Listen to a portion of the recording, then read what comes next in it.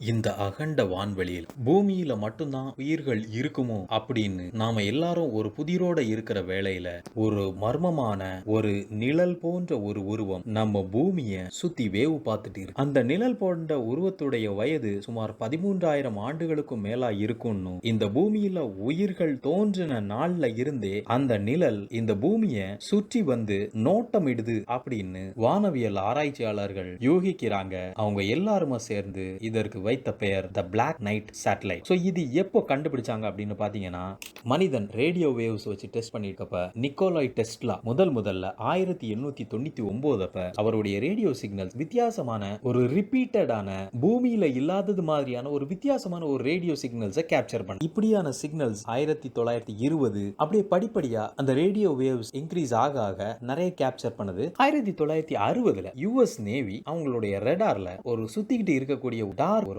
Object polar ஆர்பிட்னு சொல்லுவாங்க. Poles வழியோடி அந்த பூமியை வந்து சுத்தக்கூடியது. ஸோ இது வந்து என்னது? ஸோ இது வந்து ஒரு நேச்சுரலான ஒரு ஃபினாமினா இல்ல அப்படின்னா அந்த டைம் கோல்டு வார் உச்சத்துல இருந்த டைம். ஸோ ரஷ்யா அனுப்பின ஒரு ஸ்பை சேட்டலைட்டா? ஸோ அப்பதான் அந்த பிளாக் நைட் அப்படின்னு பெயர் வருது. நிறைய தியரிஸ் தான் புட் ஃபோர்த் பண்றாங்க. எதுவுமே வந்து ஒரு ஸ்ட்ராங்கான எவிடன்ஸ் இல்லை. ஆனா 1998 space shuttle Endeavour mission IS international space ஸ்டேஷனுக்கு போகுது. அப்ப அந்த எண்டவர்ல இருந்த அஸ்ட்ரோனட்ஸ் ஃபர்ஸ்ட் இந்த பிளாக் நைட்டோட போட்டோவை கேப்சர் பண்றாங்க. வழக்கம் போல நாசா இது வந்து ஒரு தெர்மல் இன்சுலேஷன் அப்படின்னு சொன்னாலும் இந்த கிளியரான ஒரு ஆப்ஜெக்ட் கேப்சர் பண்ணப்படுது. இது என்னது அப்படின்னு சொல்லி இன்னைக்கு வர சயின்டிஸ்டால அதை ப்ரூவ் பண்ண முடியல. சில பேர் என்ன சொல்றாங்கன்னா, இது எப்பவோ மில்லியன்ஸ் ஆஃப் இயர்ஸ் முன்னாடி இந்த சோலார் சிஸ்டம் உருவாகும் போது அதுல இருந்து வந்த ஏதாவது ஒரு நேச்சுரலான ஒரு டெப்ரியா இருக்கலாம் அப்படின்னு சொல்றாங்க. இல்ல அப்படின்னா ஏதாவது ஒரு அன்னோனான ஒரு ஸ்பேஸ் ஆப்ஜெக்டா இருக்கலாம் அப்படின்னு சொல்றாங்க. ரொம்பவே ஸ்ட்ரேஞ்சா என்ன சொல்றாங்கன்னா, ஒரு அட்வான்ஸ்டான ஒரு ஏலியன் சிவிலைசேஷன் அங்க இருந்த வேவ் பார்க்க அனுப்பப்பட்ட ஒரு சேட்டலைட் ஆகிருக்கலாம். இல்ல அப்படின்னா அந்த சேட்டலைட் வந்து பூமியை தொடர்பு கொள்ள ட்ரை பண்ணுது. ஆனா நம்மகிட்ட